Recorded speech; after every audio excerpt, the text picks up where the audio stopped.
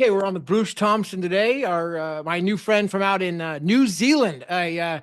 Canadian who's now a Kiwi out in New Zealand and potentially a future Californian like myself. So don't hate me, Bruce, for all the crazy things that we have on going on in California right now. But it's pleased to meet you. Thank you. Good to meet And Brett Banfi, he actually recommended that we get together. I loved the show that you did with him.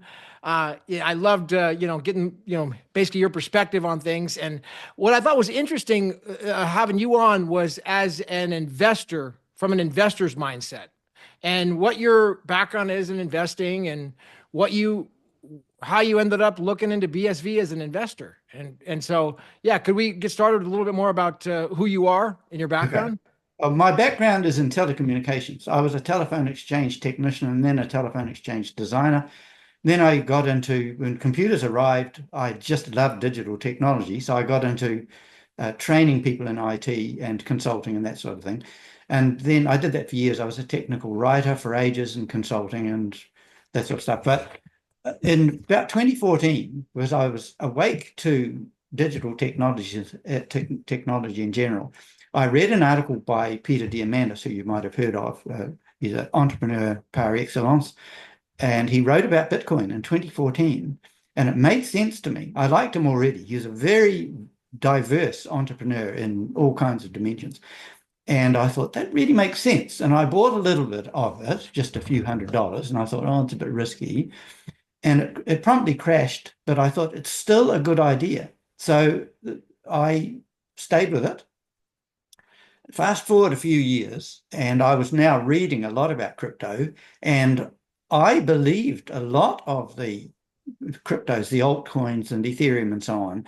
They seemed reasonable to me. Nobody had taught me about the difference between security, financial security, and commodity. So I was innocent about their not being qualified to be securities. So I bought lots. I had many cryptos. I did the research on the altcoins. I went into Ethereum. Now, in about 2017, March of 2017, because I was watching like a hawk and I knew these things could happen very fast, I noticed that Morgan Chase were going to equip their backroom with Ethereum. Now, to cut a long story short, I grabbed my bag, hitched 1 kilometer to get to the bus stop to go to Wellington, rushed down to Wellington, grabbed the gold from the vault I had there, and within the next 24 hours, rushed through all sorts of obstacles to fly to Auckland, sold the gold, and then used that money to buy Ethereum. And fortunately, I wasn't too late. It skyrocketed, and I made $130,000 in about 3 weeks. So I was very happy with that.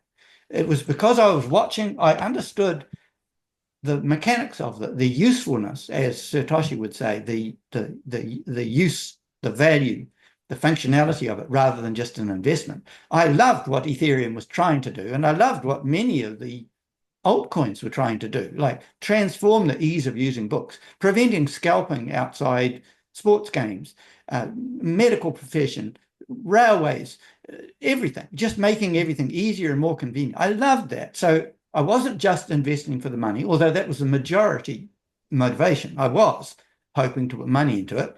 But anyway, so having made a lot of money real fast in Ethereum, I felt a bit guilty about that because it had been quite a stressful 48 hours going down to Wellington, up to Auckland, kicked off the plane once and because of confusion, stuff like that. All the time, Ethereum was doing a hockey stick graph. Anyway, but after coming home, happy that at least I had the money and I could now buy Ethereum, it was still ticking up fast. I felt guilty that I'd made a whole lot of money real fast. And I thought I owe it to my local community to tell them about it. So I rang up the local newspaper and I said, I've got a story for you. So they did a story, pensioner makes a mint on Bitcoin. And there it was. So at least I felt I'd done a service to my community. I knew that there'd be a lot of other people who have a few dollars, they're willing to put a gamble on it. I explained the functionality of ETH and Bitcoin and stuff like that. So it was up to them, but I didn't feel guilty anymore. In some ways, I regretted that because it exposes you to security risks, ridicule and hatred and so on. But it was still, I felt I had done the right thing. Another thing I did too was I rang up the Inland Revenue Department, the tax department. I said, "Hey guys, I've just made $130,000 in a few days because of cryptocurrency. So I hope you're ready for this, because at the end of the year, I don't want you to say to me, 'Well, you're a crook. You're one of this dark web people.' I'm saying, I'm ringing you now. It's not you ringing me. I'm ringing you. So make sure you've got rules in place to deal with my tax return at the end of the year." They said, "Oh, all right then, we'll put it on your record." So they did.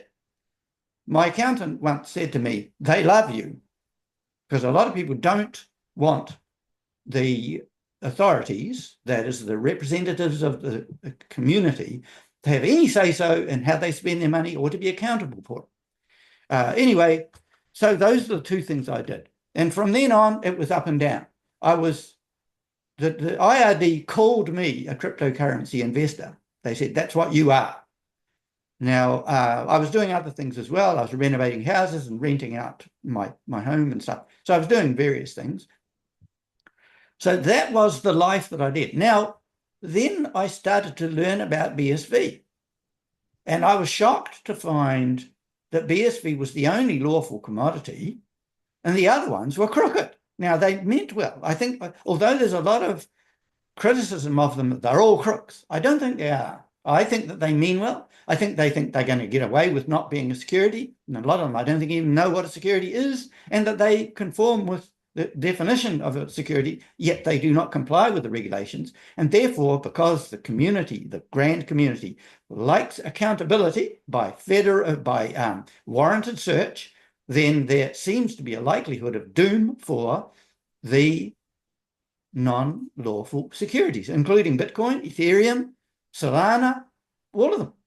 So what makes you call these securities? What is the how did you form that belief? And well, I mean, I mainly I think I learned it from Satoshi. He does a broadcast, as you might know, on YouTube. It's excellent. He does it every day. Satoshi, Sirtoshi, and I learned from him, and I also learned from Brent Banfi and Joshua Hensley what a security was. A security is just like, the easiest way is to compare it with a share in a company.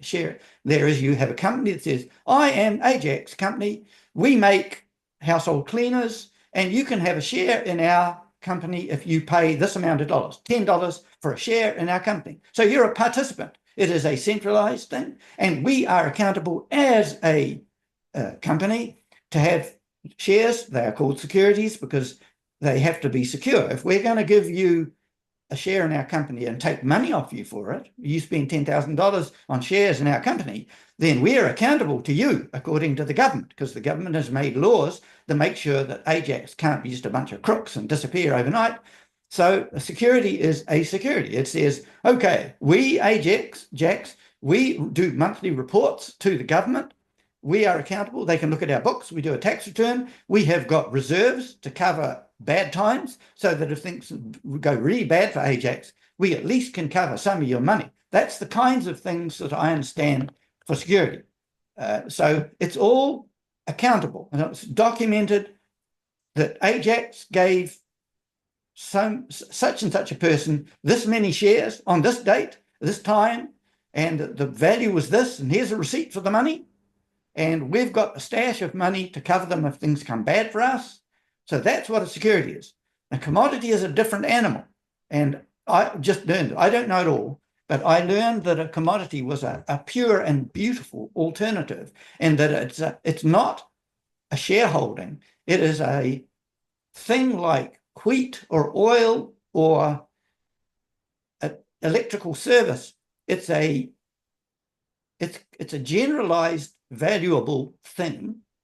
It's not centralized the way Ajax is or any other company is. It is a commodity. And I understand that BSV, in fact, the original Bitcoin was created that way, but it was hijacked to become BTC. Both the original BTC and its now version BSV are a commodity. They were painstakingly created to be compliant with the regulations of commodities. They don't have to comply with security regulations because they're not a security. There's no risk the way there is with securities.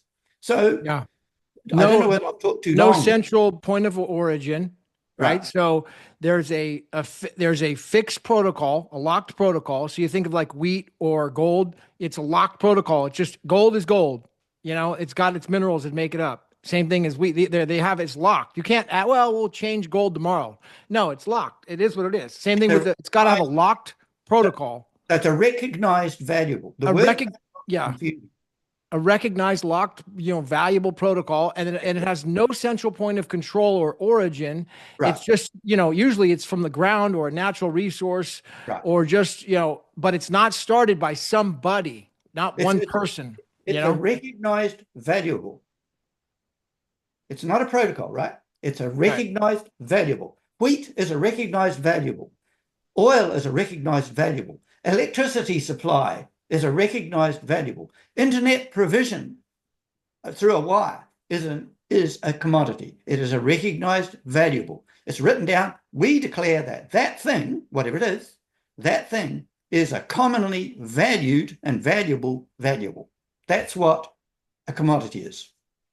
And you have to get recognized. And BSV, and the original Bitcoin and BSV, both were clearly and painstakingly recognized in law officially by paperwork with governments to be a recognized valuable, right? All right. No, I would agree. I would definitely agree. It's the only one that is an actual commodity inside the digital asset sequence. All out of all the others, I'm not aware of another one that would be a commodity because all of the others have a central point of origin. Right. All of the others, they are not fixed. Their supply isn't necessarily locked in stone, and their protocol changes. Okay. It's just only talking with you now, Gavin, that I'm clarifying this in my own head. Now, so what the valuable that we're talking about, BSV or Bitcoin, the real Bitcoin, it is a valuable recognized in that it is a valuable ability to transfer money, or we call it money. What do you call it? Money. To transfer money from one place to one person to another very rapidly, safely, and at very low cost. That is what that commodity is. That's what it declares itself as, and that is a valuable. The ability to transfer money rapidly, safely, and very cheaply on massive scale, that is a valuable. Just as your electricity supply is a valuable, or oil supply is a valuable, so is transactionability rapidly, safely, and cheaply. That is what BSV has been, or Bitcoin has been declared to be. It's recognized in papers, government papers that Craig Wright, alias Satoshi Nakamoto, painstakingly created in 2008, and that's the status of it as I understand it. Yeah, I mean, and for me, it was that really got me fascinated with it and turned attracted to it was the peer-to-peer aspect because, having all these problems with transacting money, and I was trying to send money internationally many times, and I gets clogged up, or I get scammed, it gets lost, or I have huge fees to go in between with the bank, and so I mean, getting that out of the way and having a way to transact peer-to-peer cash. Right. Was like is so empowering to me because I feel like I get more freedom that way. You and I can transact, and we don't have to rely on someone else. Right. So that is the valuable. Coming back to that word, I've only used that word this way in this conversation. It's the first time I'm talking with you to clarify. So the valuable is that you can do that from one point of the network to another rapidly, very low cost, safely, and at enormous scale. So BSV, Bitcoin, is the only thing that can do that we know of, right? Yeah, that's right. It's the only thing we can do that can do that at this point. And I think that it's got a head start. I think Satoshi does a good job about the head start of the network because it's got this 16-year head start right now on any other network from starting. So if another network were to start like it, it would take a long time for it to catch up with the having that much of what's called like a chain, a blockchain of continued. It's the same. It'll be like somebody trying to create another Windows. You could create a better Windows, but boy, oh boy, you're up against billions of people already knowing and using and the Yeah. momentum in Windows is not perfect, but Right. there's a huge thing. So again, coming back to BSV or Bitcoin, we'll call it the real Bitcoin, being a commodity. It has been named and officially recorded as the commodity for rapid, cheap, fast, scalable transfer of money. It is the only one. And as I think what you've just said is, as far as we know, nobody has got a comparable network that can do it. My understanding is nobody can do 1 million transactions a second or 10 million a second the way that BSV can. Now, that's a bit of a trade secret, but I'm not sure. Is it a trade secret? But anyway, it's the one that's been named. I think they're doing it as an open source now. It's Oh, open okay. source. Okay. Yeah. So the whole thing's open, but it has been named and written down and signed. The papers have been signed saying that is Bitcoin. Right. Well, Anyone yeah. else want to create another one? Fine, but that's the one that does it. And Well, I we've guess that's kind of the weird thing, It's like, they haven't really necessarily, it is Bitcoin, but that's the confusion with the general public is that, when you go on just Coinbase, it says Bitcoin is BTC. yeah. So that's where a lot of confusion comes about, Yeah, yeah. and I am fascinated by this. I mean, it took me a while to cotton on to BSV being the real Bitcoin and the speed, the safety, especially the scalability.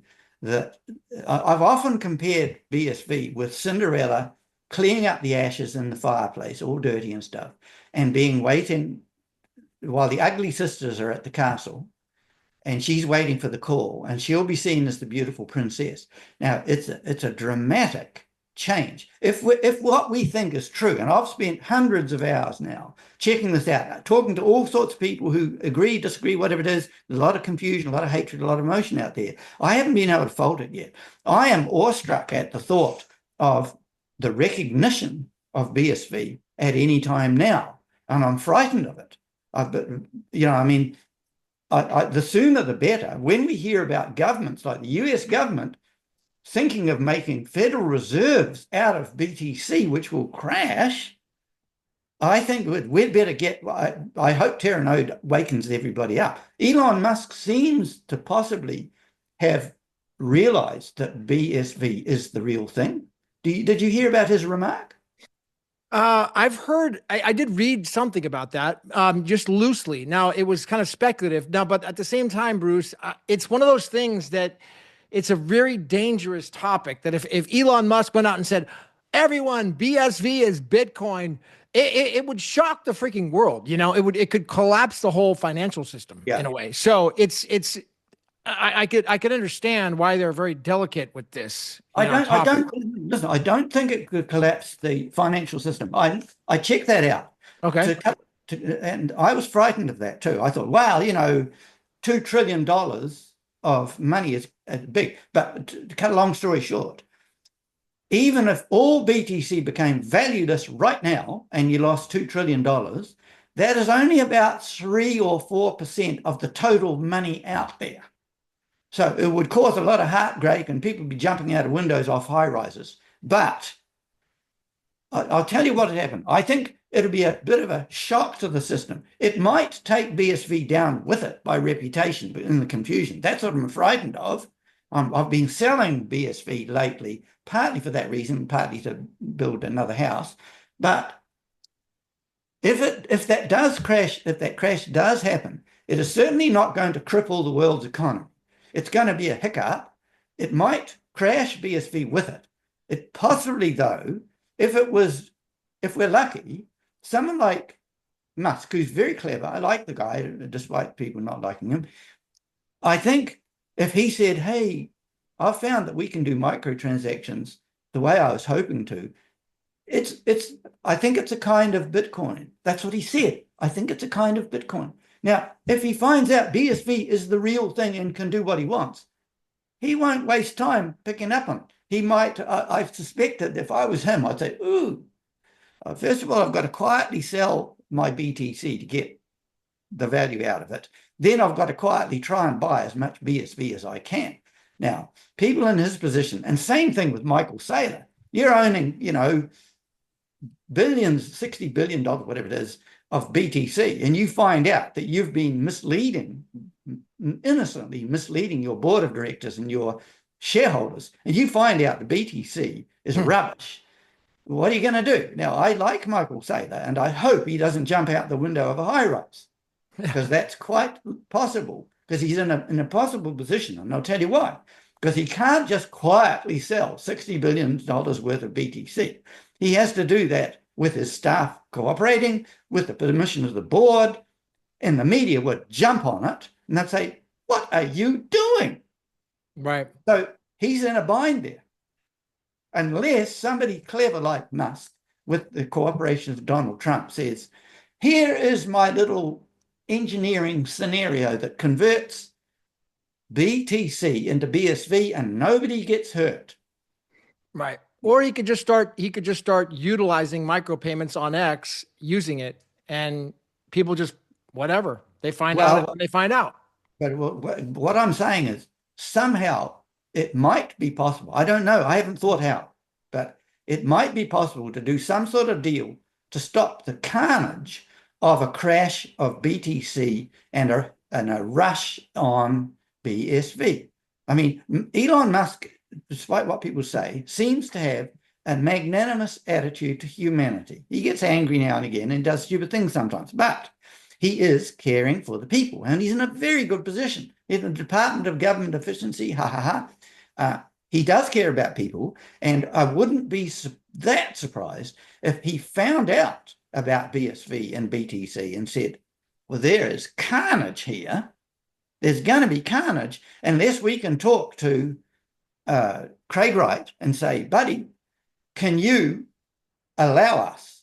I'll give you whatever money you want, but can you do it so that it's bloodless, that we've got to convert all the holdings of BTC, Granny and Grandpa who bought their investments, the businesses, Michael Saylor, everyone. Can you allow us to use BSV, the functionality of BSV in BTC and keep it going tidily like that? And I know enough about Craig Wright, who also is generally magnanimous, despite his anger sometimes and frustration and confusion. He would more likely than not say, okay, Elon, you provide this and you do this for me and do that for me. Give me a few weeks and I'll do a conversion so that, surprise, surprise, BTC now has got the functionality of BSV. Nobody gets hurt. I get this and this and this. The Federal Reserves, if they want to put it into BSV or into the new BSV, fine.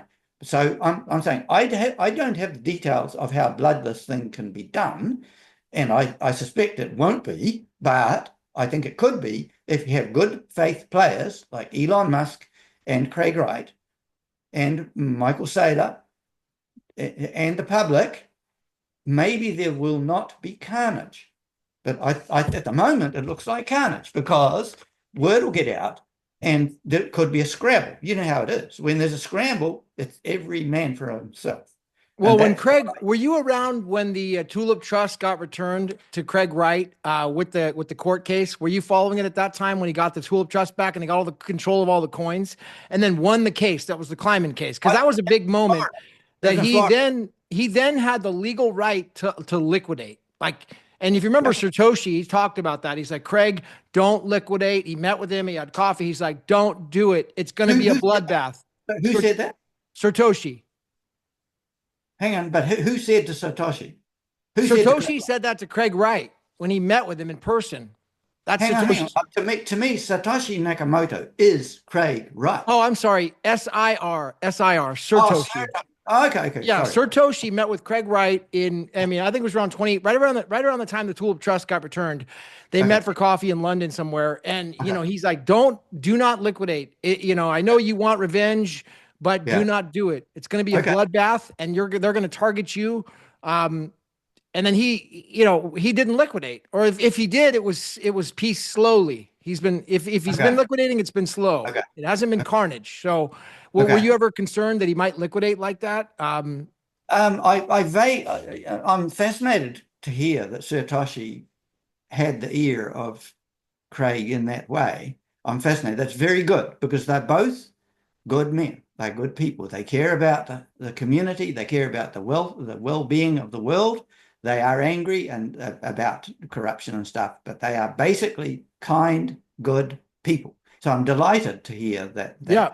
And also, well, I think the reason that the motive that Satoshi had told him is like, yeah, you're going to get revenge, but the whole financial system's going to have a target on your back and they're going to want blood. Yeah. They're going to want to blame somebody. Yeah. So it wasn't generosity, self-defeat.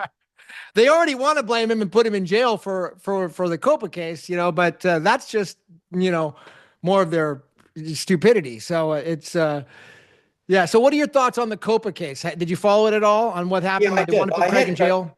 I had great hopes for it, but and I was disappointed. It was as I said to Satoshi, it was a nothing burger. But I don't know. It's just I think my impression was I did follow it a bit.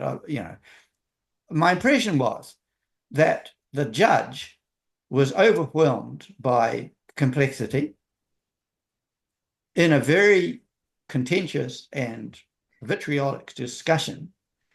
And I think he basically caved in and did the best he could. I think he got frustrated. But I mean, it took me, tens or hundreds of hours to understand what's going on. He had a few days. He had a massive complicated stuff. He's a human being. He needs 8 hours of sleep at night. I think he misunderstood it. There's a lot of misinformation given to him. There's a lot of anger. So I think he just didn't understand.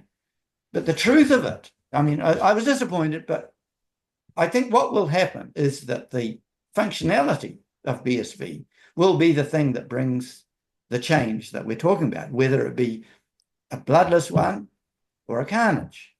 It will be the functionality of it. It will be the business competitiveness of a company. For example, Amazon Web Services, they do $150 billion a year in web services to companies that can't be bothered having their own servers and computers and technicians and stuff. They say, you do it for us. So AWS, having been very good at doing it for themselves, said, well, yeah, we'll do it for other people as well. And so they're now doing $150 billion a year of services to all kinds of businesses. Now, they've already been knocking on the door of BSV. They've got Aerospike looking at Terranode for their own use. And if they use it themselves in-house, they might use it for their customers as well. So what I'm saying is, I can easily perceive that AWS might be able, because of adoption of BSV and improving it safe and everything using Terranode and Aerospike,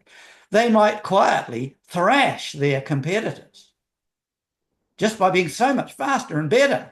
And maybe the customers don't even know. And then word will get out.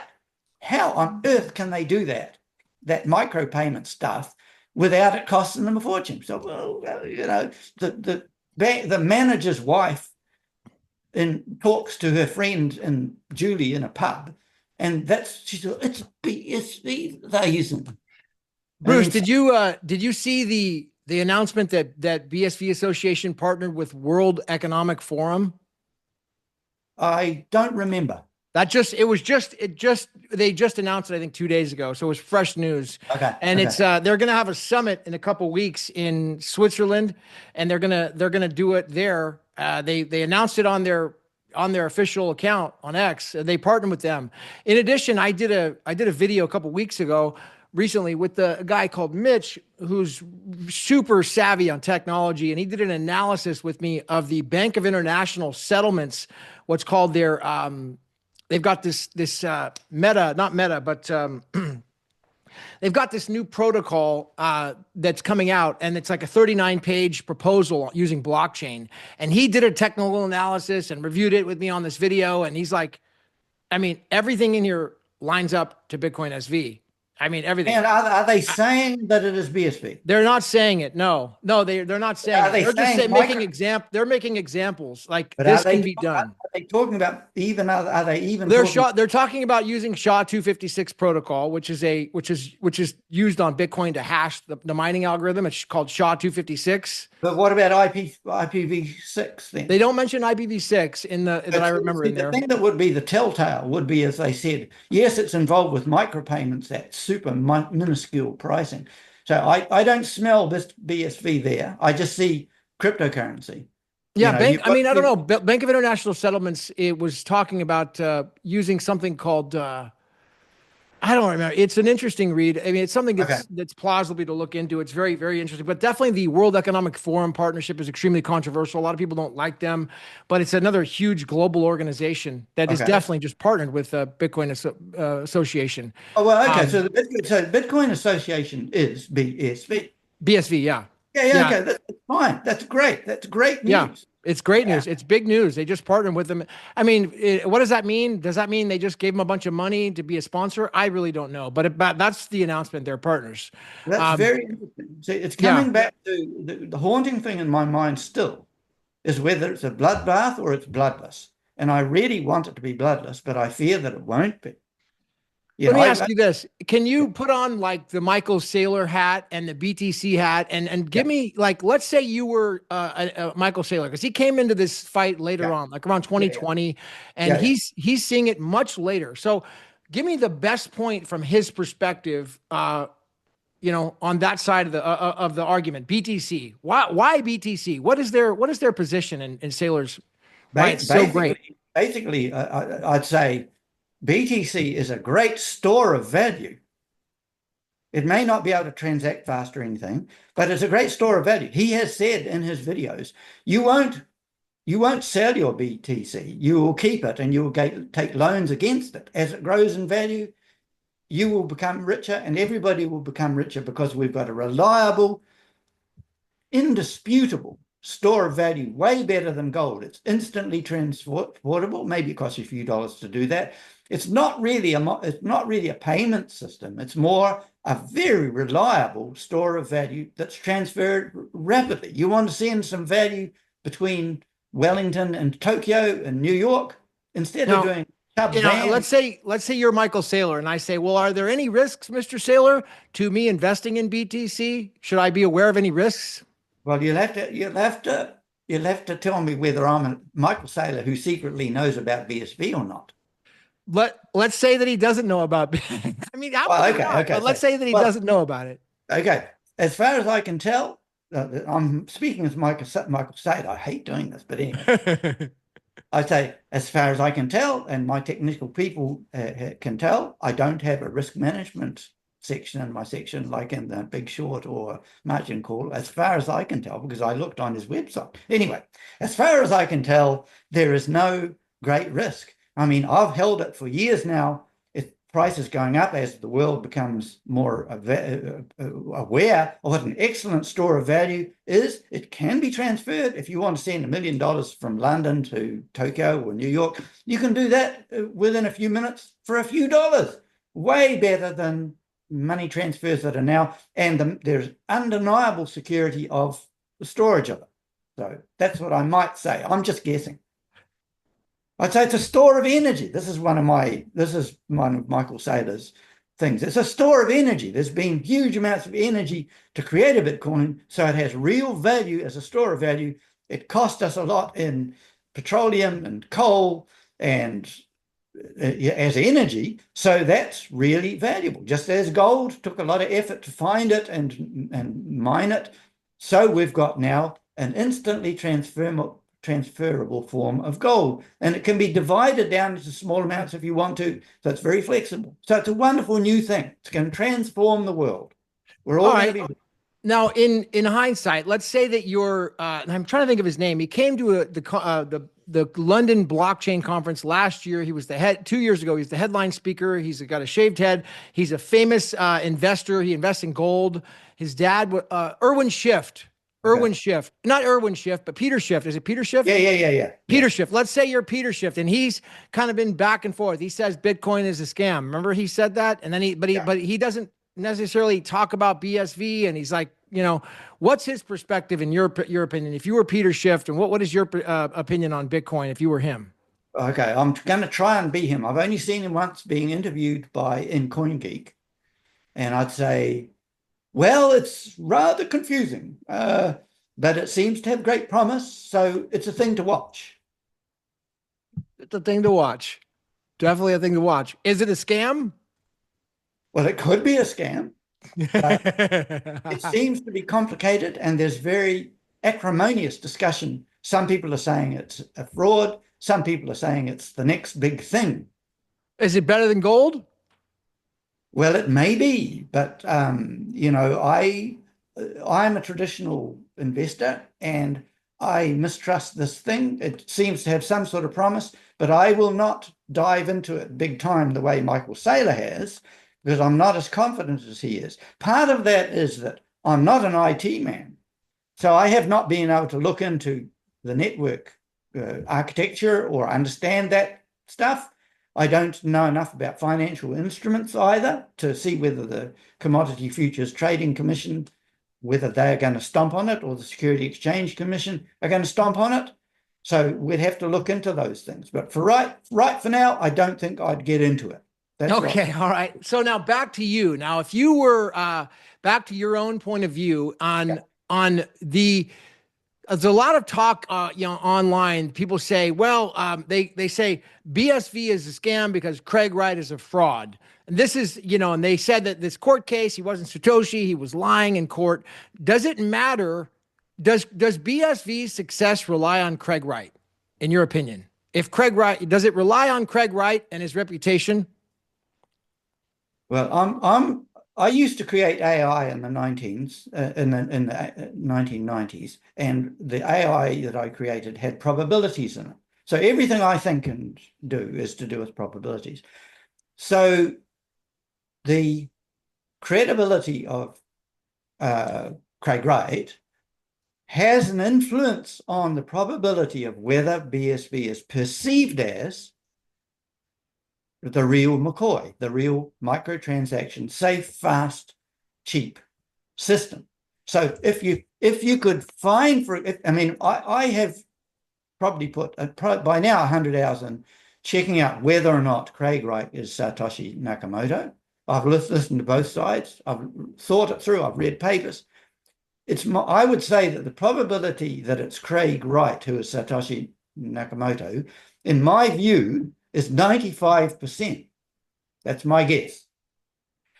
So it has an influence on whether or not BSV is perceived as owned by and created by Craig Wright.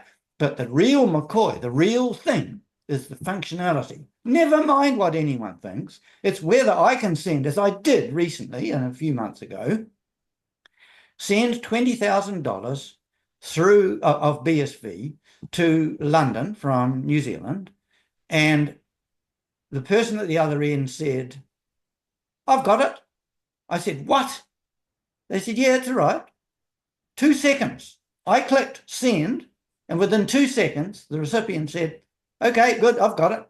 20,000? 20,000 Wow. New Zealand dollars. That's about, I don't know, $16,000 American. Incredible. Because Peer to peer. Yeah, Peer to exactly. peer. Exactly. I mean, that was done from a computer. Anyone in the world with a cell phone could have done that. I've got a protege in Uganda who I'm helping him build his farm up with pigs and chickens, and he's got a grain mill we help to do. Anyway, he and I have transacted using Ethereum. Now, over there, it was horribly corrupt, and he lost so much because of that.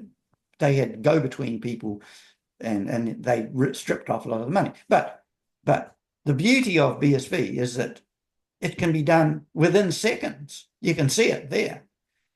That is dramatic. And the cost of it is almost nothing. That 20K, I think, cost me something like 0.6 of a cent or something like that. Yeah.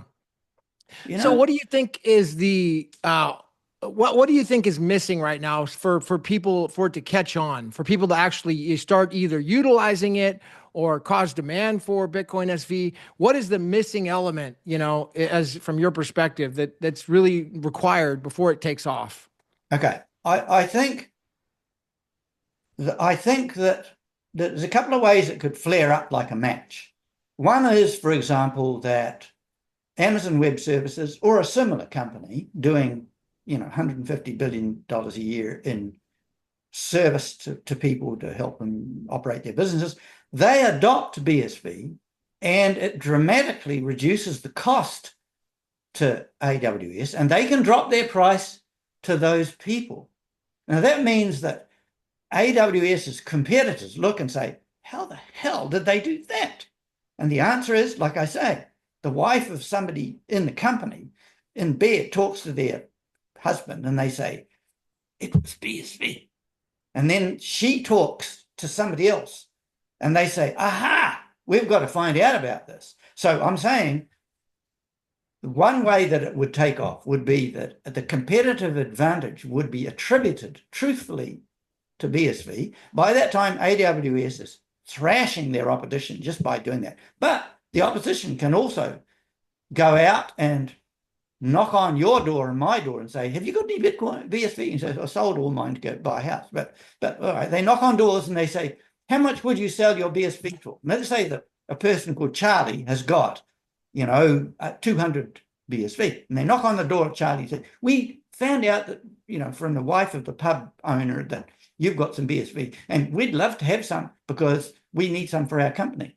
And Charlie says, it's going up, isn't it?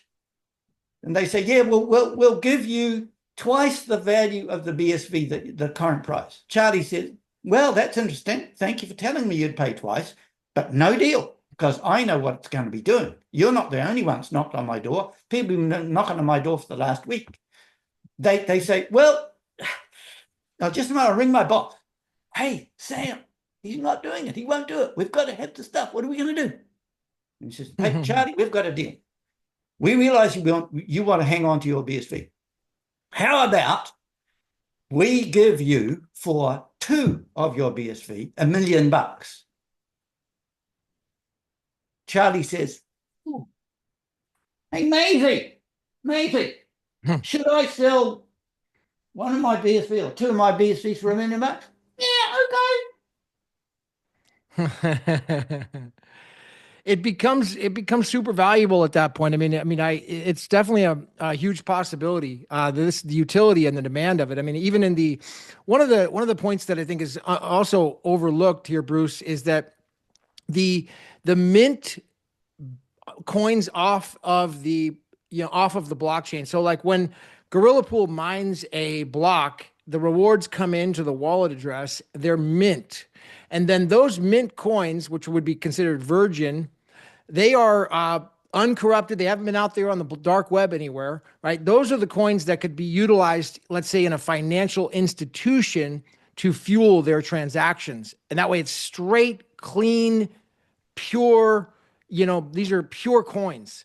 So it's a whole nother potential market that I think people are unaware of. It's like the pneumatic, virgin coins.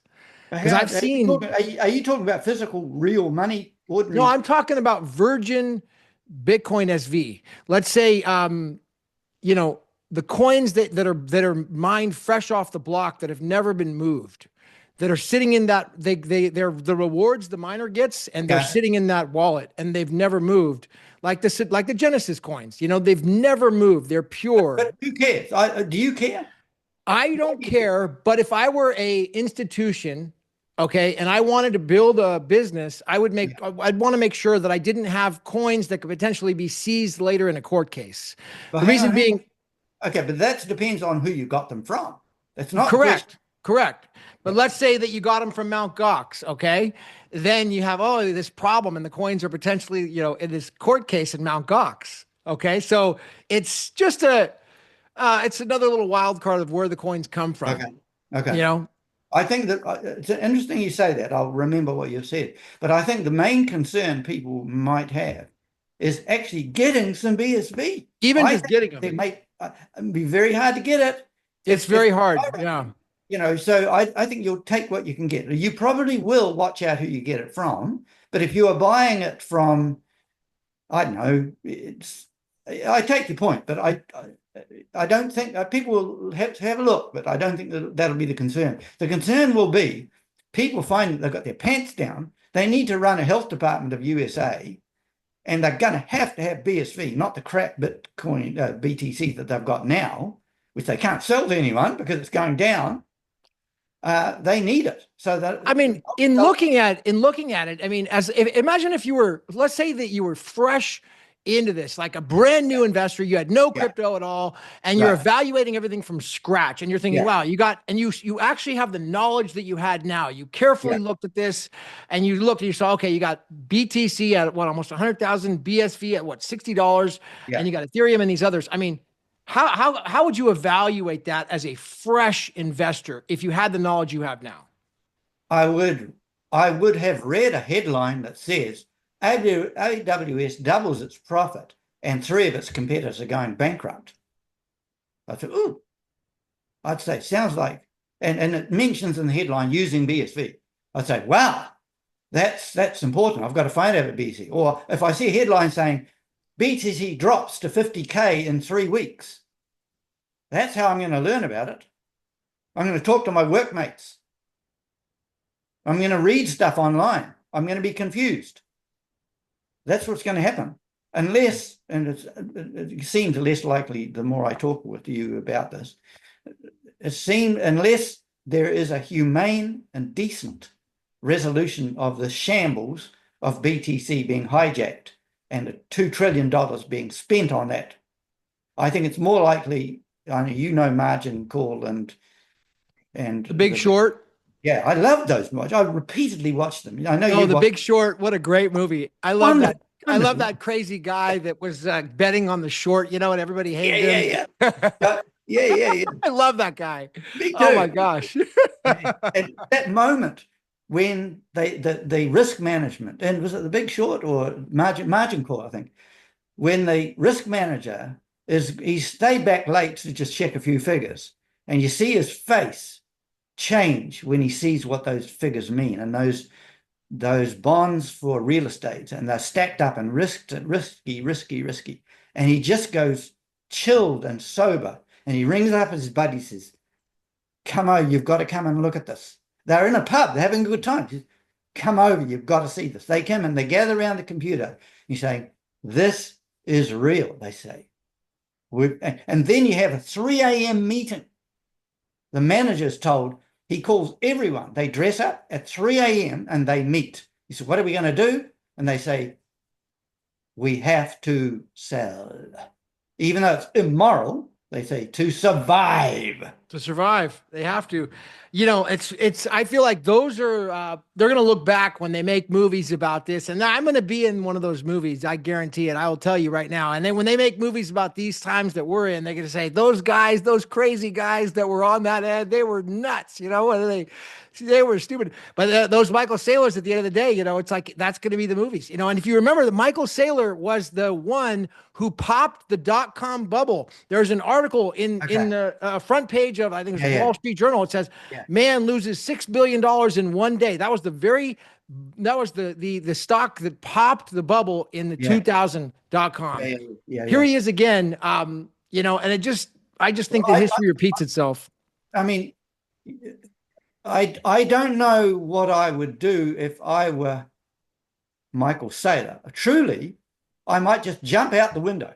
I just walk out, hold my breath and say goodbye world, and jump out and splatter on the concrete below. I think that's what I might do. That's me. I'm not sure he's like that, but he is a moral guy. I'm fairly moral. I was raised as a Presbyterian, used to teach Sunday school. I don't now, and I'm not like that now, but he has a moral sense. He cares about people. He loves people, and he's telling the story as he believes it to be his truth for the benefit of humankind. If he finds out what we know about BSV and BTC being a mistake and unlawful under SEC laws that have been around for 30 years and are unlikely to change, unless Trump and Musk can somehow twist it so that it's acceptable. I think if he finds that out, I just, in the margin call, they had that 3 a.m. meeting. He would have his 3 a.m. meeting, but he wouldn't be able to sell the crypt. He wouldn't be able to sell the BTC because there's too much of it.